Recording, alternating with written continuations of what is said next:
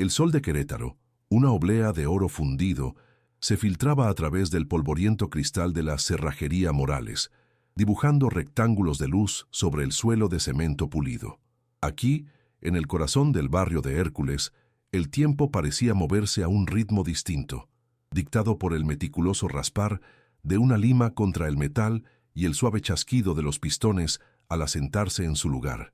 Javier Morales, a sus 45 años, era el maestro de este pequeño universo de llaves y secretos, un hombre de gestos medidos y silencios largos, cuya existencia entera estaba dedicada al arte de abrir lo que otros habían cerrado. Sus manos, callosas y manchadas de grafito, se movían con la precisión de un cirujano, desarmando cerraduras antiguas con una paciencia que rayaba en lo sagrado. Para los vecinos, Javier era una pieza más del paisaje, tan fiable y discreto como las viejas paredes de cantera de la ciudad. Un hombre común, cuya habilidad extraordinaria permanecía oculta tras una fachada de absoluta normalidad. Su vida era un mapa trazado con las líneas de la rutina. Cada mañana, el aroma del café de olla que preparaba su esposa Elena era el primer compás de una sinfonía predecible. De su modesta casa a la cerrajería, un trayecto de 15 minutos a pie que conocía de memoria. El saludo parco al vendedor de periódicos, el esquivar una baldosa suelta frente a la panadería, el olor a carne asada que escapaba de una taquería. Al atardecer, el camino inverso, pero con una parada ineludible en el templo de la Santa Cruz, donde encendía una veladora. No era un hombre de rezos elaborados, sus plegarias eran silenciosas, un diálogo mudo con una fuerza que esperaba, desesperadamente, estuviera escuchando. Esta monotonía, este anonimato voluntario, era su refugio, un muro construido con días idénticos para protegerse de un mundo que sabía demasiado caótico y cruel. Era un hombre invisible, y en esa invisibilidad había encontrado una extraña forma de paz. Pero la paz era un lujo que ya no podía permitirse. El verdadero centro de su universo, la razón de cada giro de llave y cada soldadura, era Sofía, su hija de 10 años. Una niña con ojos como obsidiana líquida y una sonrisa que se desvanecía con demasiada frecuencia. Sofía era portadora de una cardiopatía congénita, una sentencia susurrada por doctores en consultorios estériles, una bomba de tiempo alojada en su pequeño pecho, los ahorros de toda una vida, el valor de la herencia de sus padres, todo se había disuelto en un torrente de tratamientos, medicinas y visitas a especialistas que solo ofrecían aplazamientos, nunca una cura. La última consulta había sido un golpe de mazo. La única esperanza era una cirugía experimental, un procedimiento de vanguardia disponible solo en Houston, Texas. El costo era una cifra astronómica, un número con tantos ceros que parecía una burla cruel, un insulto a su vida de trabajo honesto y esfuerzo constante. La presión era un torno que apretaba su pecho, un tornillo que giraba lentamente con cada latido trabajoso de su hija. Javier veía la enfermedad no solo en los informes médicos, sino en los detalles más pequeños y dolorosos, en la forma en que Sofía se quedaba sin aliento después de subir un escalón, en el tinte azulado que a veces asomaba en sus labios, en la creciente colección de dibujos de pájaros que hacía, pájaros que podían volar lejos, a lugares donde el aire no pesaba. Se había convertido en un experto en ocultar su desesperación tras una máscara de calma, pero por dentro un engranaje de pánico y angustia giraba sin cesar. El tiempo, ese recurso que para otros se medía en horas y días, para él se había convertido en una cuenta regresiva implacable hacia un abismo que se negaba a aceptar. Necesitaba un milagro, pero Javier Morales había dejado de creer en ellos hacía mucho tiempo. Creía en la mecánica, en la lógica y en lo que sus manos podían forzar. La llamada entró un martes por la tarde, interrumpiendo la quieta sinfonía de la cerrajería con su estridente repique. Javier levantó el pesado auricular de baquelita, soltando un «Cerrajería Morales» a sus órdenes, que era más un reflejo que una pregunta. La voz al otro lado de la línea era rasposa, como grava removida con una pala, y destilaba una impaciencia mal disimulada bajo un barniz de falsa cordialidad empresarial. Hablaba de un trabajo urgente en las afueras, hacia la salida a San Luis Potosí. Un viejo armatoste, un modelo Diebold de principios de 1900 en siglo, en una bodega industrial. El pretexto era tan trillado como inverosímil. La combinación se había extraviado en una transacción inmobiliaria. La cifra que el hombre ofreció como adelanto, solo por presentarse, era tan desproporcionada que a Javier se le secó la boca. Era más de lo que ganaba en 6 meses de trabajo honrado. Su instinto, afilado por años de observar a la gente, le gritaba que colgara, que aquello olía a peligro. Pero entonces, la imagen de Sofía, pálida en su cama, se superpuso a sus miedos, y su prudencia se hizo añicos. Condujo su vieja camioneta Nissan por calles que se deshacían gradualmente, pasando de la ordenada cantera del centro a un páramo de concreto y metal oxidado. La bodega era un gigante decrépito, una caja de lámina carcomida por el óxido que gemía con cada embate del viento seco. No había ningún empresario esperando, solo 2 hombres de pie junto a una puerta lateral, figuras recortadas contra el sol poniente. Vestían ropa de marca, pero la llevaban sin elegancia, como si fuera un disfraz. Sus miradas eran planas, vacías de cualquier emoción que no fuera una depredadora vigilancia. Uno de ellos, sin decir palabra, le extendió un fajo de billetes tan grueso que apenas podía cerrarle la mano. Era el adelanto. El gesto era una transacción y una advertencia. Mientras lo guiaban al interior, el aire se volvió denso, cargado con el olor a metal rancio, aceite estancado y un tufillo inconfundible a miedo. Javier sintió el frío del acero en su nuca, aunque nadie lo estuviera apuntando directamente. En el centro del vasto espacio vacío, la caja fuerte se erigía como un altar olvidado. Era una Diebold auténtica, una obra de arte de la seguridad de otra época, con remaches del tamaño de un pulgar y una puerta de acero de casi un palmo de grosor. Para Javier, era un adversario digno. Colocó su maletín de herramientas en el suelo con un cuidado reverencial, sacando su estetoscopio, sus ganzúas de precisión y sus llaves de tensión. Se arrodilló, y por un instante el mundo exterior se desvaneció. Los 2 guardias, el eco de sus botas en el concreto, el zumbido de una luz fluorescente moribunda, todo se convirtió en un ruido de fondo. Solo existían él y la cerradura. Sus dedos, que conocían el lenguaje secreto de los metales, giraban el dial con una lentitud insoportable, escuchando el susurro de los discos, sintiendo las vibraciones infinitesimales a través del estetoscopio. Era una meditación, una inmersión total en un problema mecánico que le permitía olvidar, aunque fuera por unas horas, el problema insoluble que lo estaba devorando por dentro. El tiempo se estiró hasta volverse irreconocible. Pasaron horas. Finalmente, con un clac profundo y satisfactorio que resonó en el silencio de la bodega, el último pestillo se retiró. Javier sintió una oleada de orgullo profesional antes de tirar de la pesada manivela. La puerta se abrió con un gemido de protesta, como si exhalara un aliento contenido durante décadas. El olor que escapó no fue el de papeles viejos o polvo, sino el de tinta fresca y algodón, un aroma embriagador y estéril. Y entonces lo vio.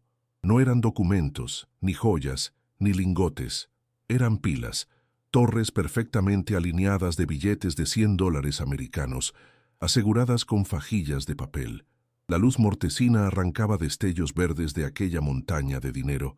Su mente, acostumbrada a la certeza de las matemáticas, intentó hacer un cálculo rápido y se tambaleó. No podía ser. Era una cantidad que desafiaba la lógica, una fortuna que solo existía en las películas. 23 millones de dólares, vulnerables y silenciosos, en el corazón de la nada. Arrodillado ante el abismo de acero, Javier Morales dejó de respirar.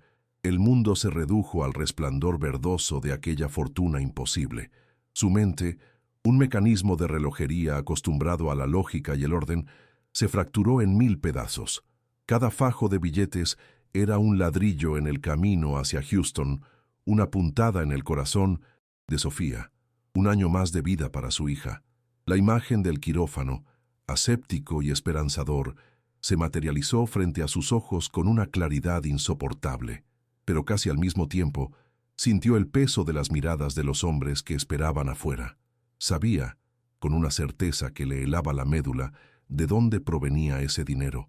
Aquello no era el fruto del trabajo, era el producto de la extorsión, del secuestro, del veneno vendido en las calles. Era dinero de sangre, toda su vida, cada peso. Ganado había sido a través del sudor de su frente y la honestidad de sus manos. Tomar aquello era traicionar el único evangelio que había seguido, el de la decencia del hombre común.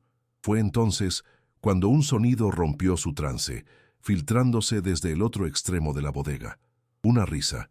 No era una risa alegre, sino una carcajada gutural, rota y cruel, que hizo que se le erizara el vello de la nuca. Con un movimiento casi imperceptible, se asomó por el borde de la puerta de la caja fuerte. Los dos sicarios estaban encorvados sobre un teléfono, sus rostros bañados por el resplandor azulado de la pantalla. Javier no podía ver las imágenes, pero los sonidos que escapaban del pequeño altavoz eran inequívocos. El quejido ahogado de un hombre, el golpe seco y húmedo de algo contundente contra la carne, y las voces de los guardias comentando la escena con un deleite sádico. «Así se le hace a las ratas», dijo uno. En ese instante, la balanza moral de Javier se hizo añicos. La abstracción del dinero de sangre se convirtió en una escena real, tangible y vomitiva.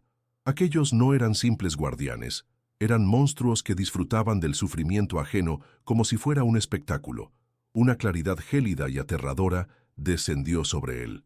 El miedo no se fue. Al contrario, se intensificó, pero ahora estaba mezclado con una rabia justiciera que nunca antes había sentido.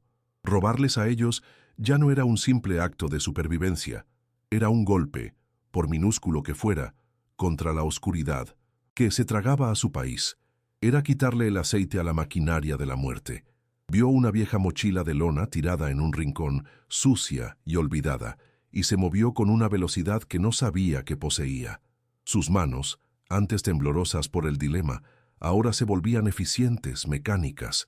Comenzó a llenar su maletín de herramientas y la mochila con los fajos de billetes, sintiendo el peso muerto de la fortuna y de su decisión. Cada paquete que guardaba era un paso más allá de una línea invisible, un adiós a la vida simple y predecible del cerrajero de Hércules. Se estaba convirtiendo en un fantasma, en un hombre sin nombre, y todo en el lapso de unos pocos latidos desesperados. Justo antes de cerrar la pesada puerta, su mente de artesano tomó el control por un último y brillante segundo. Sabía que necesitaba tiempo, el recurso más valioso de todos. De su maletín sacó una pequeña lima de acero endurecido, una herramienta para trabajos delicados. Con una precisión quirúrgica, la insertó en el complejo mecanismo de engranajes de la cerradura, en el corazón mismo del sistema, y la partió con un movimiento seco de muñeca. Un sabotaje sutil pero devastador. La caja fuerte ya no podría cerrarse. Les tomaría días encontrar a alguien con la habilidad suficiente para entender lo que había hecho. Era su firma, el último acto de un profesional. Cargando el peso de su nueva vida, se deslizó hacia una puerta trasera que había notado al entrar, una salida de emergencia oxidada y olvidada. Se abrió con un chirrido agónico, y Javier se fundió con las sombras del anochecer, dejando atrás una caja fuerte abierta y el eco de una risa inhumana. El peso del dinero era una bestia sobre su espalda, un ancla que amenazaba con arrastrarlo al fondo de su propia locura. Javier no corría, se movía con la fluidez de una sombra, un instinto primario tomando el control de sus músculos. Abandonó su camioneta en un callejón sin salida, una ofrenda al dios del azar, sabiendo que sería lo primero que buscarían. A pie se sumergió en el laberinto de la noche queretana, evitando las arterias iluminadas y prefiriendo las venas oscuras de las calles secundarias. Su destino era el corazón de la ciudad, pero su refugio no estaba en la superficie. Años atrás, un trabajo para el municipio le había revelado un secreto de la ciudad, una red de túneles coloniales, pasadizos olvidados que serpenteaban bajo el empedrado como un sistema circulatorio secreto. Encontró la entrada que recordaba, una rejilla, de alcantarilla oculta tras un seto, en una plazuela solitaria. Con un último vistazo al cielo estrellado, se deslizó hacia la oscuridad húmeda y fría, descendiendo a las entrañas de la tierra para escapar de los monstruos que caminaban sobre ella. Mientras Javier se arrastraba por el fango de la historia, en la bodega industrial, el silencio se había vuelto pesado y letal. El jefe de plaza del cártel, un hombre cuya calma era infinitamente más aterradora que cualquier grito, contemplaba la caja, fuerte abierta con una quietud depredadora. No hubo un estallido de furia, solo un gesto casi imperceptible de la cabeza. Los dos sicarios que habían custodiado el dinero fueron arrastrados a la parte trasera. No se oyeron súplicas, solo 2 disparos secos, ahogados, que fueron la puntuación final de su negligencia. La humillación era una ofensa más grave que la pérdida monetaria. Un simple cerrajero, un don nadie, se había burlado de la organización más temida del país. El jefe sacó un teléfono encriptado y dio una orden de 2 palabras que selló la ciudad como una tumba. Encuéntrenlo ahora. En ese instante, una maquinaria invisible y vasta, con engranajes en cada rincón de la sociedad, comenzó a girar, impulsada por la furia de un imperio criminal herido en su orgullo.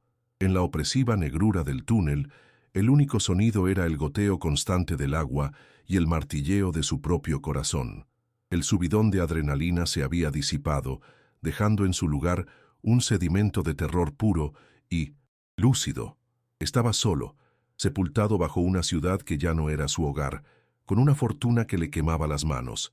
Sacó un viejo teléfono de prepago que había comprado años atrás por una corazonada, un dispositivo anónimo sin contratos ni registros. Solo había un número que se atrevía a marcar, una conexión con un pasado que creía haber dejado atrás. Con dedos entumecidos por el frío y el miedo, escribió un mensaje críptico a su primo Mateo, un excoyote que vivía ermitaño en la Sierra Gorda. Necesito guía. Asunto familiar urgente. Cada segundo de espera por una respuesta se estiraba en una eternidad. Cada rata que correteaba en la oscuridad era un sicario. Cada eco de agua una bota en el pasillo. A kilómetros de distancia, en un centro de mando anónimo que zumbaba con el poder de docenas de servidores, el rostro de Javier Morales apareció en una pantalla de alta definición. El equipo de ciberinteligencia del cártel Jalisco Nueva Generación trabajaba con la eficiencia desalmada de una corporación tecnológica. Habían peinado horas de metraje de las cámaras de seguridad de la ciudad, los ojos digitales del C5, y habían encontrado la camioneta Nissan entrando en la zona industrial. Un software de reconocimiento facial, robado o comprado en el mercado negro, hizo el resto. Cruzaron la imagen con bases de datos gubernamentales y en menos de 3 horas tenían un nombre, una dirección, una profesión. Y lo más importante, encontraron el eslabón débil, la clave de todo el asunto. Registros hospitalarios. Una hija de 10 años llamada Sofía, con una condición cardíaca crítica y costosa. Ya no buscaban a un ladrón anónimo, estaban cazando a un padre desesperado, y sabían exactamente dónde clavar el cuchillo. La respuesta del cártel no fue una ola, fue un tsunami. Apenas unas horas después de que Javier se desvaneciera, una camioneta Suburban negra, sin placas y con los vidrios polarizados hasta la ilegalidad, frenó rechinando llantas frente a su casa. La puerta de madera, adornada con una maceta de geranios que Elena cuidaba con esmero, fue reventada de una sola patada. 4 hombres entraron como un virus, sin decir una palabra. No gritaron, no amenazaron. Su violencia era fría, metódica, corporativa.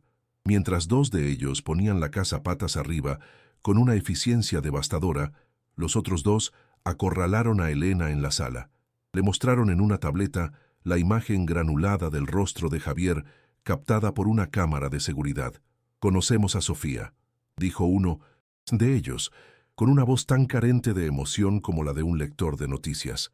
«Sabemos de su corazón. Sería una lástima que su tratamiento se interrumpiera». No la tocaron, pero la amenaza la dejó sin aire, violando la santidad de su hogar y de su familia, de una forma que ningún golpe físico podría haber logrado.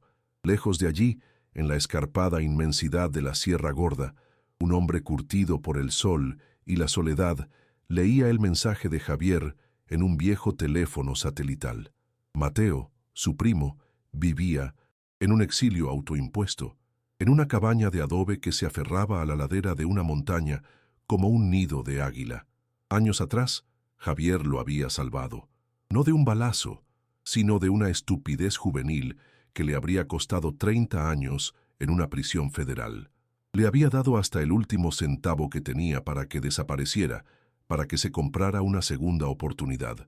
Aquello no era un favor, era una deuda de vida, y en la sierra esas deudas se pagan sin hacer preguntas. Mateo miró hacia las cumbres, hacia las rutas invisibles que solo él conocía, los senderos de cabras y contrabandistas que eran como las venas en el dorso de su mano. Sabía que ayudar a Javier significaba invitar a la muerte a su puerta, pero la duda no duró ni un segundo. Tecleó unas coordenadas y la palabra «apúrate». La vibración del teléfono en el bolsillo de Javier fue como una descarga eléctrica, un faro en la oscuridad absoluta de los túneles. Tenía un destino. Salir de la ciudad, sin embargo, era como intentar escapar de una telaraña finamente tejida. La presencia del cártel era palpable en el aire. Veía más patrullas de lo normal, sus torretas creando destellos nerviosos en la noche, y sabía que muchos de esos uniformes trabajaban para los mismos hombres que lo cazaban. En las esquinas, en las entradas de las centrales de autobuses, grupos de jóvenes de mirada vacía observaban a la multitud, hablando en sus teléfonos con una frecuencia sospechosa. Eran los halcones, los ojos y oídos del cártel en las calles. Javier tuvo que moverse como un espectro, usando los conocimientos de su ciudad no como un habitante, sino como un saboteador, aprovechando obras en construcción, patios traseros y el cauce de un río casi seco para evitar la red de vigilancia que había caído sobre Querétaro como una mortaja. El viaje hacia la sierra fue una lección brutal sobre el verdadero alcance de sus enemigos. Consiguió un aventón en la parte trasera de un camión que transportaba cerdos, oculto bajo una lona maloliente, el hedor de los animales y el miedo pegado a su piel. En una parada en una gasolinera remota, en medio de la nada, escuchó a los traileros hablar en voz baja. La noticia ya corría como la pólvora por las rutas de transporte. El CJNG había puesto una recompensa millonaria por la cabeza de un cerrajero de Querétaro que los había dejado en ridículo.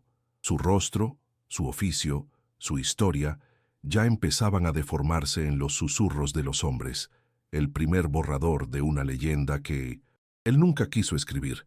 Fue entonces cuando comprendió en toda su magnitud que no había robado a una pandilla local.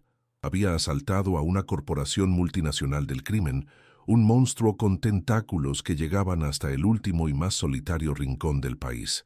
No había lugar seguro. Javier encontró refugio por unas horas en las ruinas de una hacienda, con los muros de adobe desmoronándose a su alrededor.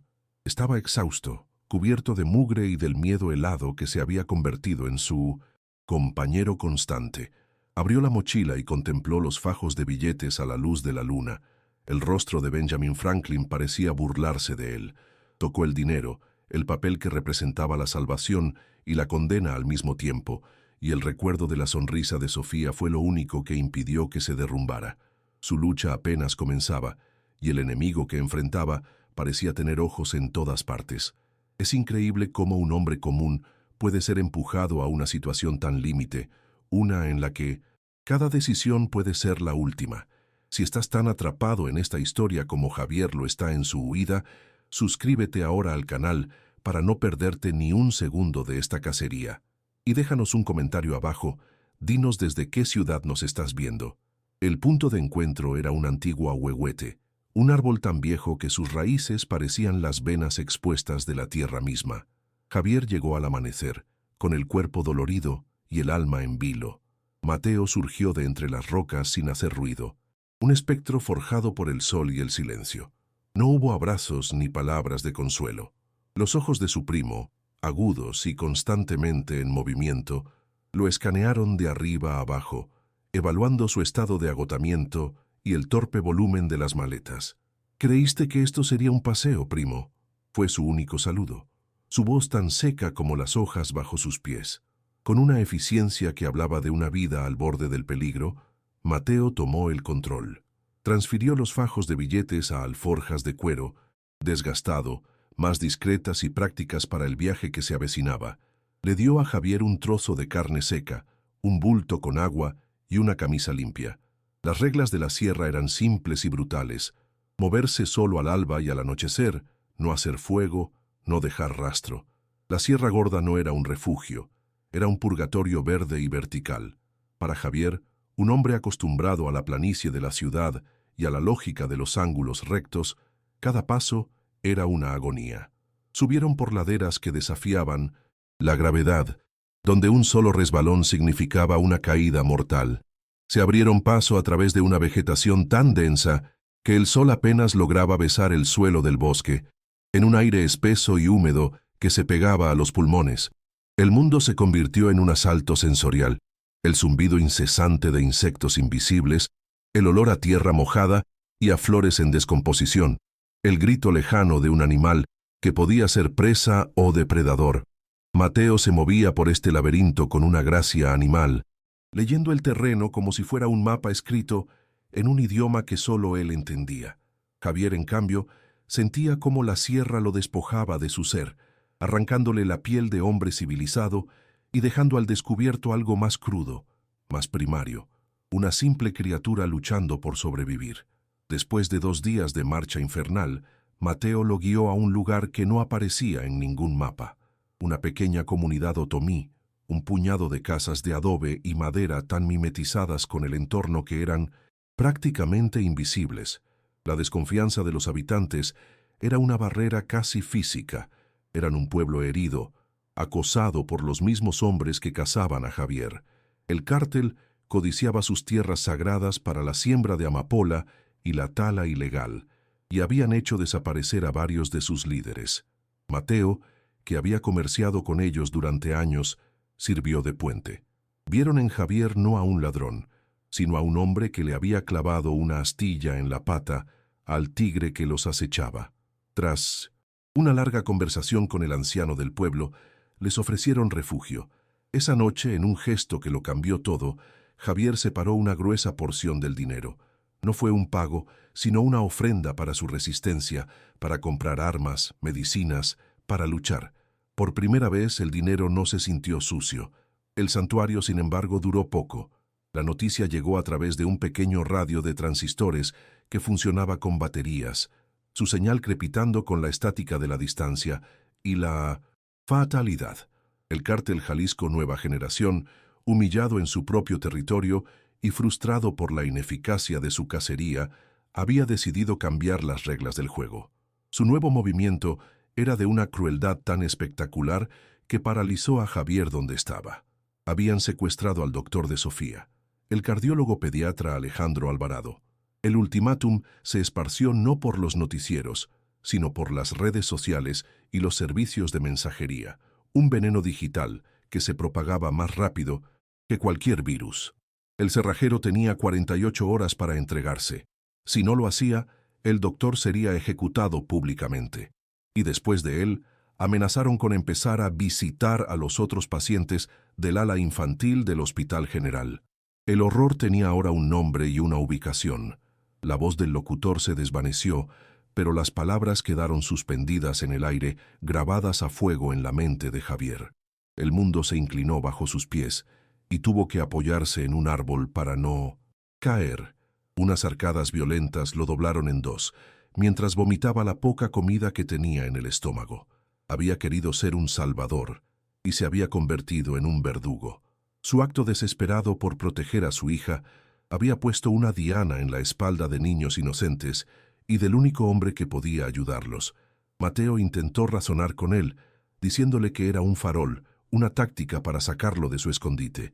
Pero Javier había visto sus videos, había escuchado sus risas, sabía que no había fondo para su depravación. La idea de permanecer oculto en las montañas a salvo, mientras un hombre bueno moría por su culpa, era una tortura peor que cualquier cosa que el cártel pudiera hacerle. La fuga había terminado. En sus ojos, la brasa del miedo fue reemplazada por el brillo gélido de una resolución suicida. Tenía que enfrentarlos. Es un suicidio, siseó Mateo, su voz un eco urgente en la quietud de la sierra. Te van a cortar en pedacitos, primo, y se van a reír mientras lo hacen. Vámonos al sur, a Guatemala, desaparecemos. Suplicaba con la lógica del sobreviviente, del hombre que conocía la brutalidad del enemigo. Pero Javier ya no era el hombre que había llegado a la sierra. La noticia del secuestro del doctor Alvarado había quemado toda su prudencia, todo su instinto de conservación, dejando solo el esqueleto de una culpa insoportable. «No puedo, Mateo», respondió, su voz extrañamente calmada. «No puedo vivir sabiendo que un hombre bueno, que niños, pagaron por mi escape. Ya no se trata de huir, se trata de terminar esto».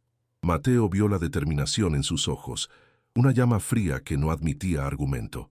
La deuda de vida que sentía hacia su primo se transformó. Ya no era una obligación de protegerlo, sino de acompañarlo al infierno. Asintió lentamente una sola vez. El pacto estaba sellado. La idea del plan surgió de la mente de Javier, no como una estrategia militar, sino como el mecanismo de una cerradura imposiblemente compleja. No podían ganar un tiroteo. Tenían que cambiar el juego, obligarlos a entrar en su tablero. «Usaremos el dinero», dijo Javier, extendiendo un mapa sobre una roca plana. «Es lo único que les importa más que el orgullo». Su plan era audaz hasta la demencia. Contactarían al cártel, no para rendirse, sino para negociar. Propondrían un intercambio en un lugar neutral, el resto del dinero a cambio de la liberación del doctor y un pasaje seguro para su familia fuera del país. La oferta estaría dirigida específicamente al líder del escuadrón que los cazaba, un sicario conocido como el Martillo, famoso por su arrogancia. Apelarían a su codicia, haciéndole creer que podría quedarse con el dinero y capturarlos a ambos, convenciéndolo de actuar con su propio equipo de élite, sin alertar a toda la estructura del cártel. Fue Mateo quien eligió el escenario. «Puente de Dios», murmuró, señalando un punto en el mapa en la región de la Huasteca Potosina. Describió el lugar no como un turista, sino como un estratega, un laberinto natural de cañones y cuevas de piedra caliza, esculpido por un río de aguas turquesas, un lugar de una belleza sobrecogedora y una peligrosidad mortal. Hay pasajes subacuáticos, cascadas que ocultan entradas a grutas, lugares donde el eco te vuelve loco. 2 hombres que conocen el terreno pueden ser como 10. 10 que no lo conocen, son solo 10 ataúdes esperando. Mientras Mateo hablaba de la geografía, Javier la traducía a mecánica. Su mente de cerrajero comenzó a visualizar trampas, no con explosivos, sino con la física, cables de acero de alta tensión como lazos corredizos, poleas y contrapesos para provocar desprendimientos de rocas, mecanismos de liberación activados por la presión. Usaría el entorno como las piezas de una cerradura, y los sicarios serían la llave equivocada, a punto de quebrarse dentro. Con el plan trazado, el dinero se convirtió en su arsenal. Mateo, activando contactos de su vida anterior que preferiría haber olvidado, tomó una parte considerable del efectivo y se desvaneció durante un día entero. Los ancianos de la comunidad otomí, ahora aliados incondicionales en esta guerra, utilizaron su red de informantes para vigilar los movimientos del cártel, confirmando que la cacería de El Martillo operaba con cierta autonomía, consumida por la obsesión personal de su líder. Mateo regresó no con un arsenal de fusiles de asalto, sino con las herramientas de su macabro proyecto: rollos de cable de acero, mosquetones de escalada, poleas industriales, un rifle de caza de alta potencia con mira telescópica y 2 pistolas fiables. No se estaban equipando para una batalla, sino para una cacería en la que ellos, por primera vez, serían los depredadores. El dinero robado a los monstruos ahora financiaba las armas que se usarían en su contra. El viaje a la Huasteca Potosina fue un trayecto silencioso hacia el fin del mundo. Se movieron por carreteras secundarias, la camioneta de un viejo amigo de Mateo, cargada con sus extrañas herramientas. La transformación de Javier era completa. El hombre metódico y paciente seguía ahí, pero su enfoque ya no estaba en los delicados pistones de una cerradura, sino en la trayectoria de una bala y el punto de quiebre de un cable de acero bajo tensión. Repasaba mentalmente cada trampa, cada contingencia, con una calma que helaba la sangre. Mateo lo observaba por el rabillo del ojo mientras conducía, viendo al fantasma de un hombre nuevo sentado a su lado. El cerrajero de Querétaro había muerto en algún punto del camino. Quienquiera que fuera este hombre que se dirigía a Puente de Dios, iba con el único propósito de desmantelar la maquinaria de la muerte o morir en el intento, convirtiendo un laberinto de agua y piedra en su obra maestra final. Las horas previas al enfrentamiento transcurrieron en una calma casi sacrílega. Puente de Dios era un paraíso improbable, un lugar donde el agua había tallado la piedra con la paciencia de un dios escultor, creando pozas de un turquesa irreal y cascadas que cantaban una canción eterna. En medio de esta belleza, Javier y Mateo trabajaban como dos demonios preparando el escenario para el infierno. No hablaban, cada uno conocía su tarea.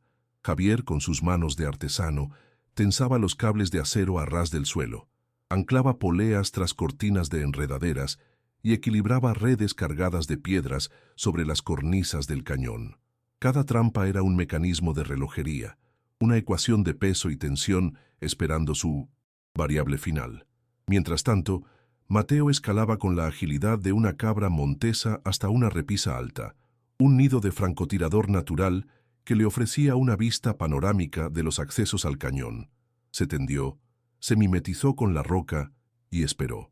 El aire, espeso y húmedo, vibraba con una tensión que era puramente humana. Llegaron al mediodía, puntuales a la cita con su propia destrucción. 4 camionetas todoterreno, negras como la conciencia de sus ocupantes, se detuvieron en la boca del cañón. De ellas descendió un escuadrón de 8 hombres, vestidos con equipo táctico y armados con rifles de asalto. Su líder, el Martillo, era fácil de identificar. Un hombre corpulento, con el cuello tan grueso como el muslo de Javier y una barba que no lograba ocultar la cicatriz que le partía el labio. Irradiaba una arrogancia tan densa que era casi un campo de fuerza, la de un hombre que nunca había conocido la derrota. Se adentraron en el cañón con la confianza de conquistadores, sus voces resonando en las paredes de piedra, delatando sus posiciones. Mateo, observándolos a través de la mira telescópica, sonrió sin alegría. Estaban entrando en la trampa como si les perteneciera, ciegos a la telaraña que los esperaba. El primer grito fue agudo y sorprendido. Uno de los sicarios que flanqueaba al grupo principal pisó el lazo de alambre que Javier había camuflado con hojarasca. El mecanismo de contrapeso funcionó a la perfección. Una roca pesada cayó al otro lado de la polea y el hombre fue izado violentamente en el aire, su rifle cayendo al suelo con un estrépito metálico. Quedó colgando boca abajo, gritando y forcejeando, una piñata humana de la muerte. Antes de que sus compañeros pudieran reaccionar, un silbido seco cruzó el cañón. Mateo no disparó al hombre, sino al comunicador del sicario más cercano, haciéndolo estallar en un chispazo de plástico y metal. La confusión se apoderó de ellos. Empezaron a disparar a ciegas hacia las sombras, las balas mordiendo la piedra y arrancando trozos de vegetación. El eco de sus propios disparos se convirtió en su peor enemigo, un rugido caótico que los ensordecía y desorientaba. La cacería se volvió metódica, casi quirúrgica. Mientras el escuadrón intentaba reagruparse, Javier, desde un escondite, tiró de otra cuerda.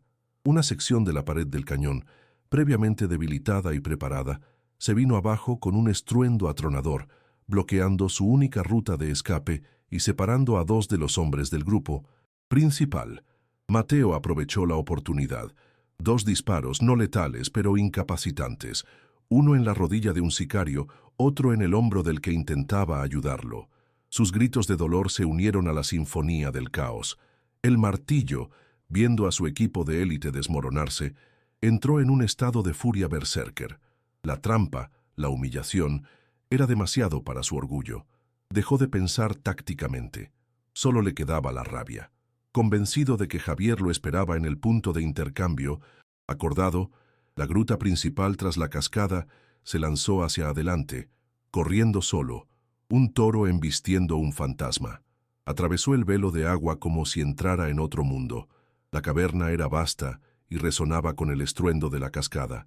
En el centro, sobre una roca, había una sola maleta, la carnada. Mientras el martillo avanzaba hacia ella, con el rifle en alto y los ojos inyectados en sangre, no vio la sombra que se movía por encima de él. Javier cortó la cuerda, una red pesada, tejida, con cuerdas de escalada y cargada de rocas, cayó y lo envolvió derribándolo, pero la fuerza del hombre era monstruosa. Rugiendo como un animal, logró levantar un brazo y vaciar su cargador hacia las sombras, obligando a Javier a tirarse al suelo. Con su cuchillo de combate, empezó a cortar frenéticamente la red. Javier, viendo que la trampa no lo contendría por mucho tiempo, corrió y se zambulló en la poza de agua turquesa que ocupaba el fondo de la cueva. Era la entrada a un laberinto subacuático. El martillo, liberándose de la red, lo vio y, sin dudarlo, se lanzó al agua tras él. Bajo la superficie, el sonido del mundo se extinguió. Todo era un silencio azul y denso.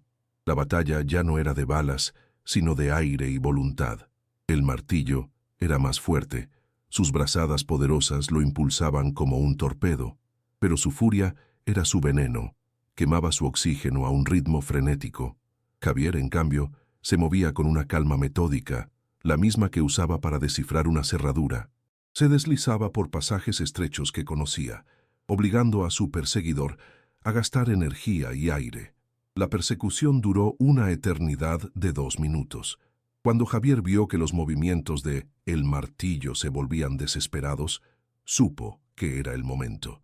Mientras el sicario intentaba subir hacia una lejana promesa de luz, Javier actuó.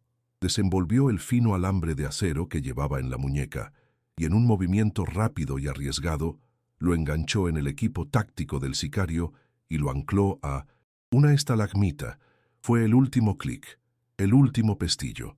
Javier nadó hacia una pequeña bolsa de aire que Mateo le había mostrado, mientras abajo, en el silencio azul, la bestia se ahogaba, atrapada por la última pieza del mecanismo. El aire que Javier tragó al salir a la superficie fue el primer aliento de una vida nueva y terrible. Su cuerpo temblaba incontrolablemente, no por el frío del agua, sino por el voltaje residual de la violencia. La caverna, con el cuerpo de el martillo hundiéndose en sus profundidades, se había convertido en una tumba. Tropezó hacia la salida, atravesando la cortina de agua, y el sol lo cegó. El cañón estaba en silencio, un silencio antinatural después del estruendo de la batalla. Vio a los sicarios, o lo que quedaba de ellos, 2 muertos, los otros 4 vivos pero incapacitados, atados con sus propios cinturones tácticos. Y entonces vio a Mateo. Estaba recargado contra una pared de roca, con el rostro pálido como la cera y una mancha de sangre, oscura y obscena, extendiéndose por su costado. Había recibido un disparo durante el tiroteo final. La victoria olía a pólvora, a sangre y al amargo sabor del sacrificio. Habían ganado, pero el precio ya se estaba revelando. No podían quedarse, no podían dejar testigos, pero tampoco eran asesinos a sangre fría. Con las últimas fuerzas de Mateo, arrastraron a los sicarios heridos a la cueva más profunda que pudieron encontrar, lejos de cualquier sendero. Les quitaron todo: armas, identificaciones, radios. Les dejaron agua, pero nada más. Serían encontrados eventualmente, pero para entonces ellos serían fantasmas. Javier revisó las bolsas del dinero. Gran parte se había ido, invertido en su plan de supervivencia o entregado a los otomí. Lo que quedaba era suficiente, apenas suficiente. Usando el teléfono satelital de El Martillo, Javier hizo 2 llamadas que sellaron su destino. La primera, a un número que Mateo le susurró, un especialista en crear nuevas vidas a partir de las cenizas, de las antiguas. La segunda fue una denuncia anónima a la policía estatal, informando de la liberación del doctor Alvarado, abandonado pero ileso en un coche a las afueras de San Luis Potosí. Estaba cortando los últimos hilos que lo ataban a su mundo. Los días que siguieron fueron una febril coreografía en las sombras, mientras Mateo se recuperaba lentamente en la aldea otomí, atendido con remedios ancestrales. Javier operaba a través de intermediarios y llamadas encriptadas. El dinero restante se Movió a través de una telaraña de cuentas bancarias internacionales un río digital que terminaba en una cuenta recién creada en un banco de Toronto, bajo el nombre de Elena Rousseau. Se crearon pasaportes, certificados de nacimiento, una historia familiar completa para una madre viuda y su hija, inmigrantes franceses buscando un nuevo comienzo en Canadá. El último paso fue el más doloroso de su vida. Escribió un correo electrónico a su esposa, desde una cuenta anónima, un mensaje cifrado que solo ella entendería. Le dio instrucciones precisas, un itinerario de escape, y al final, las palabras que lo partieron en dos: para que vivan, yo no puedo existir. Olvídame. Sé feliz. El adiós final no tuvo palabras. Fue una tortura silenciosa en una polvorienta estación de autobuses en algún punto anónimo de la frontera norte. Javier ya no era Javier. Llevaba gafas de aumento, el pelo teñido de un gris prematuro y una cojera fingida. Era un espectro entre la multitud. Vio a Elena bajar de un autobús, con el rostro marcado por el miedo, pero con una determinación de acero en la mirada. Tomaba de la mano a Sofía, su hija. Se veía más fuerte, con un color en las mejillas que él no recordaba haberle visto. El doctor Alvarado, fiel a su juramento, había reanudado su tratamiento. Por un instante la niña giró la cabeza, y sus ojos se cruzaron con los de él. No hubo reconocimiento, solo la curiosidad pasajera de un niño. Luego, su madre la guió hacia otro autobús, el que las llevaría a través de la frontera y hacia su nueva vida. Javier se quedó inmóvil, un hombre de piedra, viendo cómo el vehículo se alejaba hasta convertirse en un punto en el horizonte, llevándose consigo su corazón, su nombre y su pasado. Pasan los años. En un tranquilo suburbio de Montreal, la nieve cae en suaves copos, cubriendo el mundo en un silencio blanco. Una adolescente de 16 años, con las mejillas sonrosadas por el frío, ríe mientras le coloca una zanahoria a un muñeco de nieve. Es Sofía. Su risa es fuerte, sin la más mínima traza de la fatiga que plagó su infancia. La cicatriz en su pecho, oculta bajo un grueso suéter, es el único recuerdo de la tormenta que una vez amenazó con apagar su vida. La cirugía en Houston, pagada anónimamente, fue un éxito total. Desde la ventana de su pequeña casa, Elena la observa, una melancolía agridulce en la mirada. Han construido una vida de paz sobre los cimientos de un sacrificio que no se atreven a nombrar. Guardan una sola fotografía del pasado, la de un hombre de ojos amables y manos de artesano. No es un fantasma, es su ángel guardián.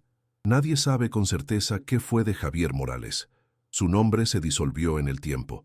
Algunos dicen que vive en un puerto en Valparaíso, otros que se esconde en las montañas de Perú, trabajando en oficios que requieren habilidad manual y no hacen preguntas. Es un hombre sin huella digital, sin rostro para las cámaras, un maestro de la discreción que vive en un exilio perpetuo. La libertad le costó la soledad absoluta. Pasa sus días mirando por encima del hombro, con el corazón dando un vuelco cada vez que un coche se detiene demasiado cerca. Pero una vez al año, su fantasma se manifiesta. Cada cumpleaños de Sofía, una transferencia de dinero, ni muy grande ni muy pequeña, aparece en la cuenta de Elena.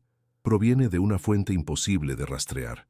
No es un regalo, es una señal, un susurro a través del abismo digital que dice: sigo aquí, sigo velando por ustedes. En Querétaro y en 1900, todo el Bajío, la historia del cerrajero de la caja maldita se ha convertido en leyenda. En las cantinas, entre tragos de tequila, los detalles se han magnificado hasta alcanzar proporciones épicas. Algunos juran que se fugó con todo el dinero y compró una isla en el Caribe. Otros, más sombríos, susurran que el cártel finalmente lo encontró y lo disolvió en ácido. Pero la versión que sobrevive, la que se canta en corridos prohibidos con una guitarra desafinada, es la que más se acerca a la verdad. Habla de un hombre común, un artesano silencioso, que por el amor a su hija desafió a un imperio. No lo pintan como un santo, sino como un hombre desesperado que le demostró a los demonios que hasta el más pequeño de los hombres puede aprender a devolver los golpes. El Cártel Jalisco, Nueva Generación nunca admitió públicamente la humillación. La masacre de Puente de Dios fue oficialmente catalogada como un ajuste de cuentas entre facciones rivales, una nota a pie de página en la sangrienta historia de la guerra contra el narco. Pero la verdad no necesita titulares para sobrevivir.